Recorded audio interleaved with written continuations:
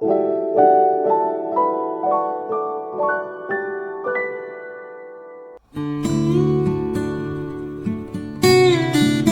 मैं खड़ा हूँ अभी जगन्नाथपुरी में सैंड आर्ट म्यूजियम। मेरे पीछे है सैंड आर्ट म्यूजियम। आज है तारीख 9 जून 2024। ये है सैंड आर्ट। यहाँ के सैंड आर्ट काफ़ी फेमस है पुरी के। और हम अभी अंदर देखेंगे सैंड आर्ट कैसे क्या है। टिकट कितने का अभी हम देखते हैं। सबसे पहले ये देखिए, इस तरह रेत से महल बने हुए होंगे, भगवान बने होंगे, भगवान बुद्ध। ये देखिए अंदर क्या पता क्या क्या बने हुए हैं, लेकिन इतनी चीज़ें ये सब सैंड से बनी होती है।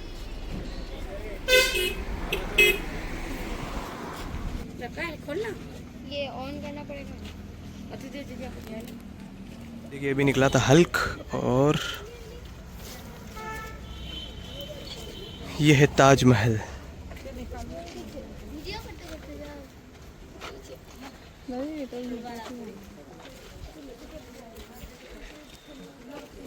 बरखा आ जाओ तो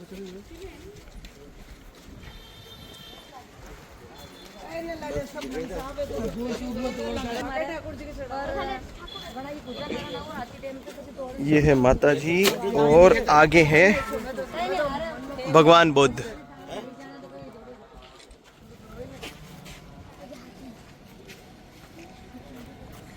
ये देखिए गणेश जी। ये है किंग कॉन्ग।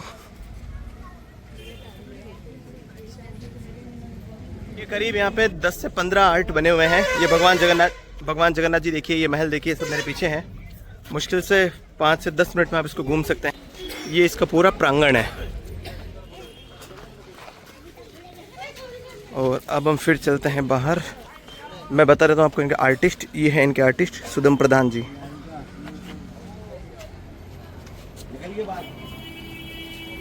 और अब मैं जाता हूँ बाहर। तो मैं आ चुका हूँ आज की हमारी सेकंड लोकेशन, रामचंडी बीच, जो कि पुरी से कोणार्क के बीच में पड़ता है। यहाँ बीच के किनारे ही मंदिर है। उसको देखने के लिए यहाँ पे लोग आते हैं। भीड़ काफ़ी है, गर्मी काफ़ी है।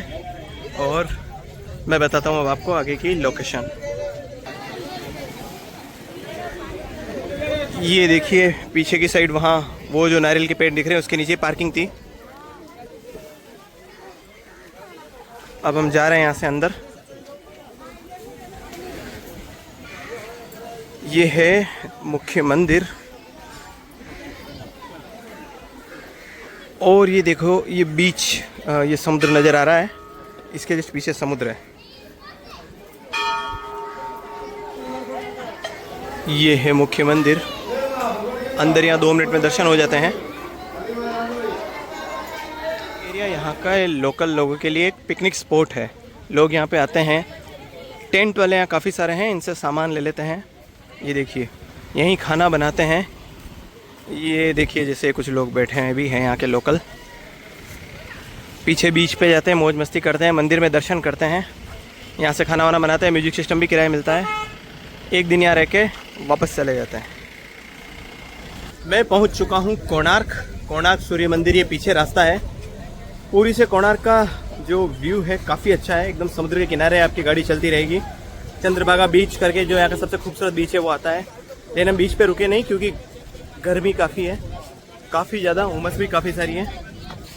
और ये देखिए, ये सामने दिख रहा है कोणार्क का सूर्य टेम्पल। अभी हम देखते हैं टिकट वगैरह का क्या सीन है। कोणार्क मंदिर से पहले एक छोटी सी इमारत पड़ती है। मंदिर में एंट्री करने से पहले ही वहाँ से 50 रुपये में पूरी इन्फॉर्मेशन ले सकते हैं मंदिर की। हमने 50 रुपये का टिकट लिया है। और ये हम आ चुके हैं अंदर। पहले मंदिर के बारे में सारी जानकारी लेंगे, उसके बाद में मंदिर को विजिट करेंगे।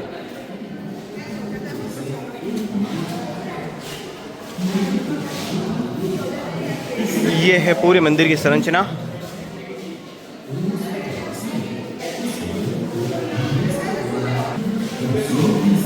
देखिए अभी हम हैं यहाँ पे ओडिशा साइड में, कोलकाता।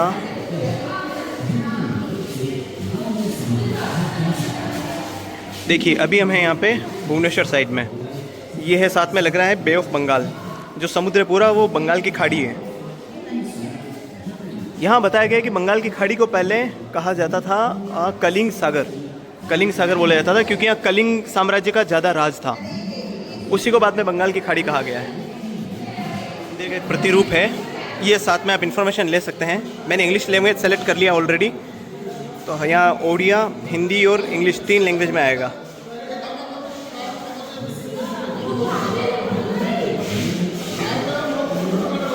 ये देखिए जैसे इजिप्ट में भी सूर्य देवता की पूजा होती थी। कहाँ कहाँ है ये? आई थिंक अफ्रीका का पार्ट है। फ़िलहाल इस टाइम कम है तो मैं आगे चलता हूँ दूसरी चीज़ों में। इंडिया में कहाँ कहाँ सूर्य मंदिर है ये देखिए। यहाँ है मार्तंड सूर्य मंदिर जो जम्मू कश्मीर में पड़ता है। ये कटारमल सूर्य मंदिर जो कि उत्तराखंड में है। ओसिया राजस्थान में भी है सूर्य मंदिर। रणकपुर ये भी राजस्थान में है। और यहाँ पर हम आई गए। इसके अलावा ये 2 मंदिर और है। नेक्स्ट जो मंदिर की जो शैली है उसको यहाँ समझाया हुआ है। ये जैसे मंदिर है इसकी शैलियाँ बताई गई है। एक मंदिर इसकी शैलियाँ बताई गई है। अब मैं आपको एक चीज़ बताता हूँ। ये जो मंदिर की शैली है, सबसे पहले ऊपर लिख रखा है मस्तक। ये पार्ट हो गया मस्तक, और उसके बाद वाले जो पार्ट है उनका भी नाम है। इसी की तुलना कर रखी है मानव शरीर से। ये देखिए सेम इसमें भी ऊपर वाला मस्तक होता है। गंडी इसमें ये देखिए ये आ गया गंडी, और बड़ा इसमें भी जैसे ये है पूरा बरंडा, तो हो सकता है नीचे वाले पार्ट को ऐसा कुछ बोलते हो बड़ा, जैसे उस मंदिर में लिखा हुआ है बड़ा। तो ये जो शैली है मंदिरों की मानव शरीर से मिली जुली लगभग रहती है। अधिकतर जो यहाँ मंदिर है उड़ीसा में कलिंग डेस्टिनी के हैं और 6वीं, 7वीं, 8वीं शताब्दी के लगभग के हैं। तो अभी मैं आपको बताता हूँ इन मंदिरों का निर्माण कैसे कराया जाता था। ये देखिए मंदिरों का निर्माण कैसे कराया जाता था उसके बारे में बता रखा है। सबसे पहले बेसिक जहाँ तक ज़मीन से जहाँ तक बना सके उतना स्ट्रक्चर बनाते थे। जैसे ये बनाया हुआ है 1-2 मंजिला। उसके बाद में उस पूरे एरिया को बालू से ढक देते थे और फिर रास्ता बना के फिर ऊपर वापस पत्थर वगैरह ले जाए जाते थे। ऐसा करके बहुमंजिला इमारत बनाई जाती थी।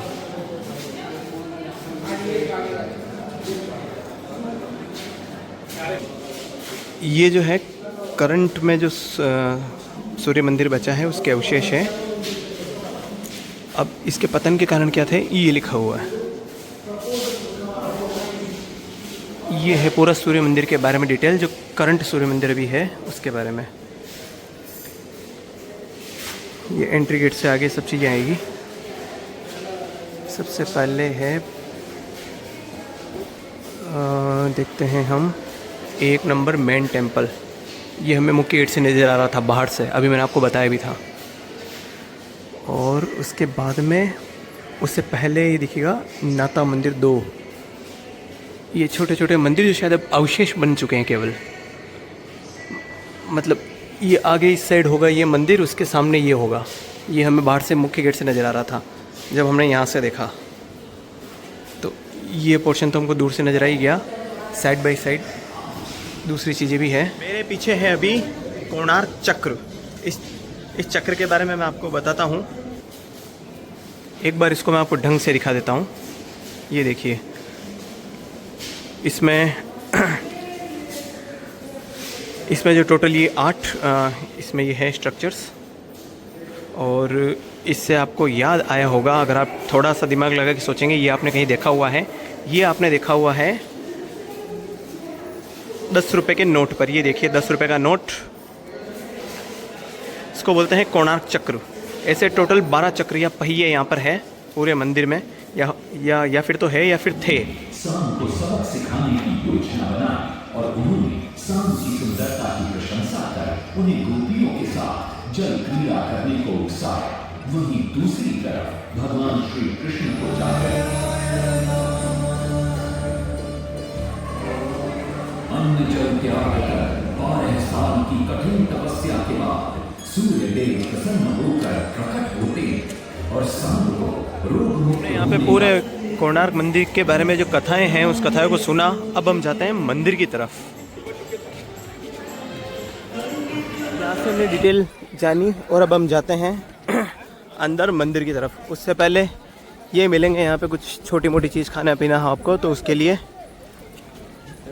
दुकान है। ये पीछे टिकट काउंटर है, 40 रुपये यहाँ का टिकट है। यहाँ पर जो सबसे फेमस चीज़ है वो शाम को होती है, वो है लाइट एंड साउंड शो।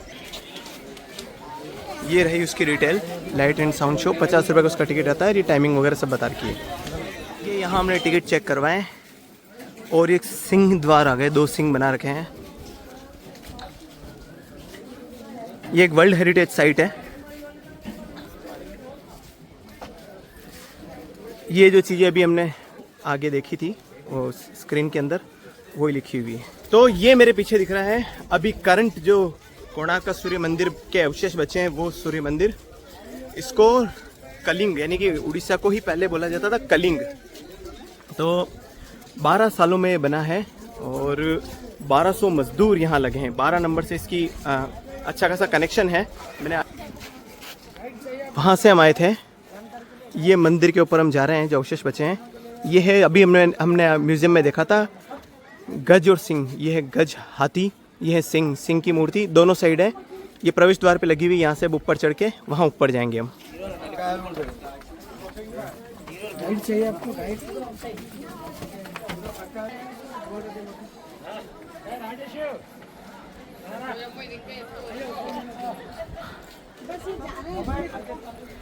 तो ये जो पहली मंजिल है वहाँ तक हम आ चुके हैं। यहाँ से फिर ऊपर चढ़ना पड़ेगा, पूरा मंदिर आगे। वो उसके लिए हमको यहाँ से अंदर होके जाना पड़ेगा। इनकी आपको बारीकियाँ बताता हूँ मैं। ये देखिए,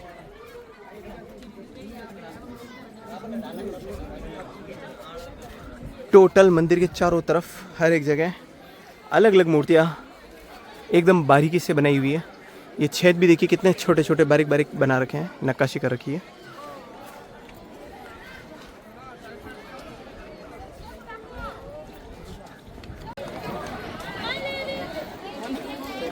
ये है मुख्य मंदिर।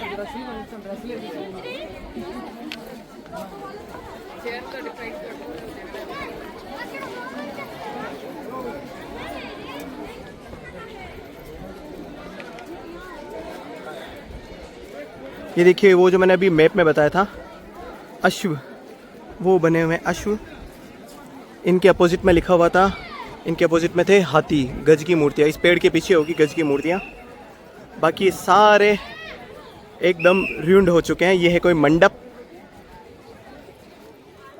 वो रहा किचन, मैंने अभी आपको बताया था किचन, कि यहाँ किचन था, वो रहा। ये पूरा टूटा हुआ है, सब कुछ अवशेष बचे हुए हैं। अंदर आप नहीं जा सकते, अंदर बंद है और अंदर कभी पूजा हुई भी नहीं। ऐसा कहा जाता है कि जो यहाँ का मुख्य शिल्पकार था राजा नरसिंह के समय,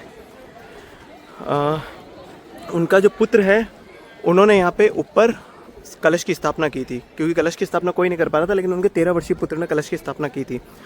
और उसके बाद में यहाँ के लोगों ने इस चीज़ को गलत बताया, तो उसने मंदिर से ही कूद के अपनी जान दे दी थी। दूसरी बात ये, जब अंदर मूर्ति की स्थापना हुई और तो लोगों ने बताया था कि मुहूर्त गलत है, लेकिन राजा नरसिंह देव माने नहीं। उन्होंने मूर्ति की स्थापना उसी समय कराई।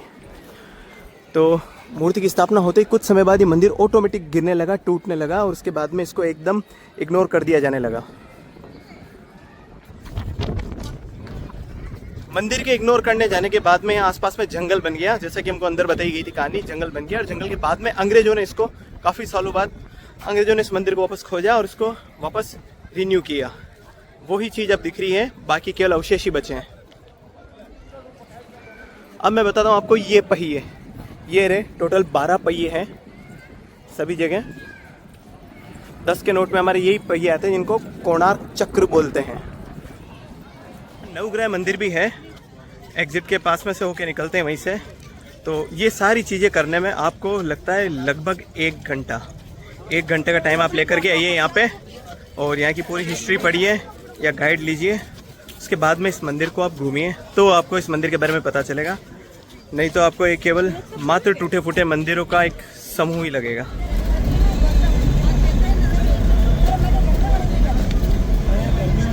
चुके हैं Dhauli. Dhauli area Buddhist area है। जो सम्राट अशोक था, उसने बौद्ध धर्म अपनाया था कलिंग के युद्ध के बाद में। कलिंग के युद्ध में बहुत मारकाट हुई थी, बहुत खून खराबा हुआ था। तो उसके बाद में उसने उस देखने के बाद में उसने बौद्ध धर्म अपना लिया। तो यहाँ पे एक स्तूपा बना दिया। जितने भी बौद्धिस्ट एरिया हैं वहाँ स्तूप होते हैं, शांति स्तूप। जो शांति का प्रतीक होते हैं, तो उसने बौद्ध धर्म अपना के शांति स्तूप बनाया था, वो हम यहाँ पे देखेंगे।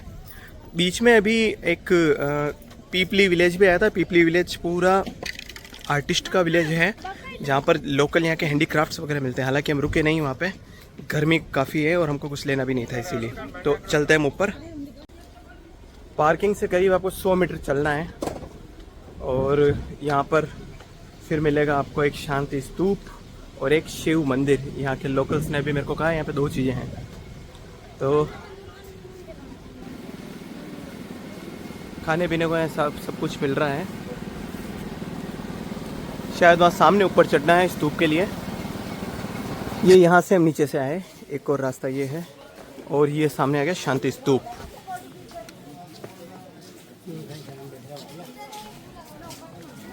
एकदम सेंटर में भगवान बुद्ध विराजमान है।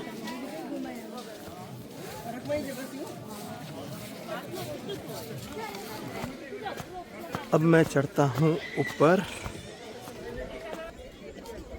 जो स्तूपा होते हैं हर बुद्धिस्ट एरिया में आपको मिलेंगे। जैसे आप लद्दाख जाएंगे, थाईलैंड जाएंगे, श्रीलंका, भूटान, हर जगह जहाँ पे भी बुद्धिस्ट मठ वगैरह हैं, वहाँ पे इस तरह के शांति स्तूपा बने हुए हैं।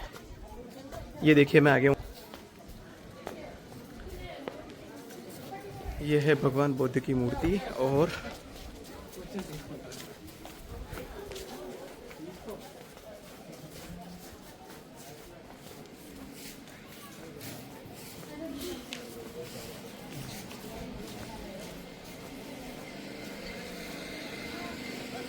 ये जो नदी दिख रही है, ये है दया नदी। बस इसी जगह पे अशोक को रियलाइज हुआ कि युद्ध वगैरह नहीं करना चाहिए और शांति का उसने संदेश दिया और बौद्ध धर्म ज्वाइन कर लिया।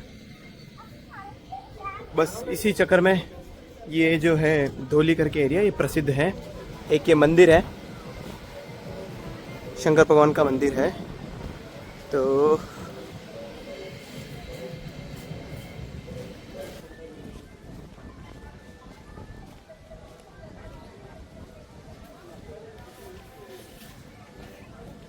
और मुश्किल से आपको चाहिए 15 से 20 minute. Light and sound show का टाइमिंग ये रहा, शाम को होता है। हमारे पास इतना टाइम नहीं है, तो हम बढ़ेंगे आगे, क्योंकि मैं आया हूँ अपनी फैमिली के साथ में, तो इतना कुछ मैं एक्सप्लोर नहीं कर पा रहा हूँ क्योंकि काफ़ी लोग साथ में हैं मेरे। इस समय मैं आया हूँ भुवनेश्वर के रीजनल म्यूज़ियम में, जिसका किराया है मात्र 20 रुपये। फोटोग्राफी का किराया मात्र 10 रुपये। और मैं अंदर एंट्री कर चुका हूँ। देखते हैं यहाँ पर क्या क्या है। वहाँ से हमने एंट्री की थी। गणेश जी के दर्शन के साथ में हम करेंगे और आगे प्रवेश। ये देखिए, सबसे पहले भगवान जगन्नाथ के दर्शन हुए और ये तीनों के, यानी कि कृष्ण भगवान, बलराम और सुभद्रा, तीनों के रथ के पहिए। और काफ़ी सारे सेक्शन हैं यहाँ पर। यहाँ से शुरू हो रहा है सेक्शन, काफ़ी दूर तक खूब सारे चैम्बर हैं। पहले हम जाते हैं ऊपर की तरफ, जहाँ है गैलरी, पोस्टल गैलरी, जहाँ पर तरह तरह के पोस्ट कार्ड्स हैं। यहाँ पर ये स्टैम्प्स।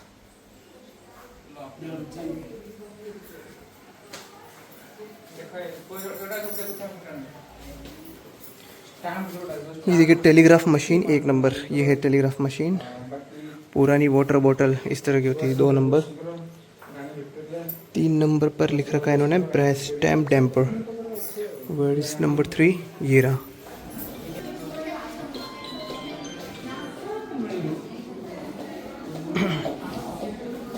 इस गैलरी में है अलग अलग तरह की पेंटिंग्स और आर्ट इस तरह के। अभी बज रही है 5:15 और 5:30 बजे म्यूज़ियम बंद हो जाएगा, तो मैं अभी जाता हूँ आगे। ये म्यूजिकल इंस्ट्रूमेंट गैलरी।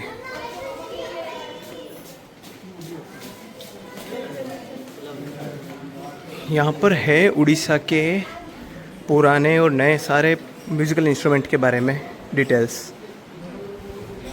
भुवनेश्वर के स्टेट म्यूज़ियम में अलग अलग तरह के भगवान जगन्नाथ के अलग अलग तरह के श्रृंगार हैं, जिनको शायद, जहाँ तक मैं समझ पा रहा हूँ, उनको बोलते हैं बेसा। ये सब की डिटेल लिख रखी है। ये श्रृंगार इस तरह किया जाता है। ये देखिए, एक ये भगवान नरसिंह अवतार का के द्वारा किलिंग है वो बता रखी है। गोवर्धन पर्वत वाली पूरी कहानी,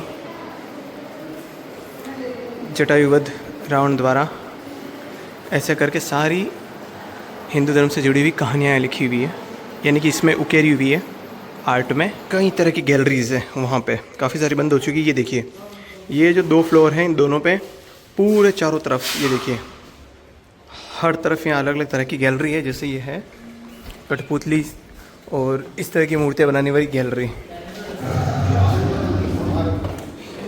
ये देखिए और डायनासोर हैं यहाँ पे।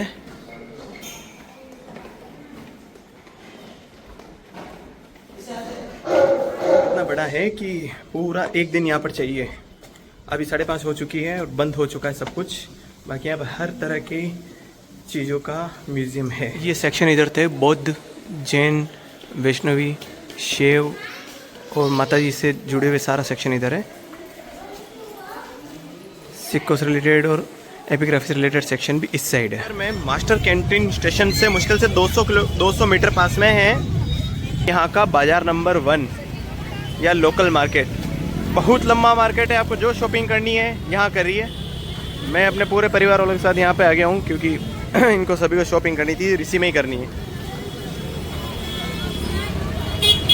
ये देखिए भीड़ भी काफ़ी है और काफ़ी चीज़ें यहाँ पर है। उड़ीसा की फेमस मिठाइयाँ, ये देखो गुड़ संदेश, प्लेन संदेश, केसर संदेश, रोल संदेश, खीरा कदम। इसके अलावा सबसे ज़्यादा यहाँ पे चलता है ये छेना पोड़ा। ये किसका बना होता है? ये वो उड़ीसा का है। नहीं, किस चीज़ का बना होता है? छेना। छेना। अच्छा, ये सबसे ज़्यादा खाया जाता है ना? हाँ। ये दोनों एक ही होते होंगे केवल? सब छेना का आइटम है, एक्चुअली वेरिएशन अलग है। वो छेना केक है, छेना पूड़ा, वो छेना झिल्ली है। अच्छा, छेना झिल्ली, गुलाब जामुन, लेकिन वो सब बनता है एक ही चीज़ में, वो है पनीर छेना। पनीर छेना। अच्छा, और ये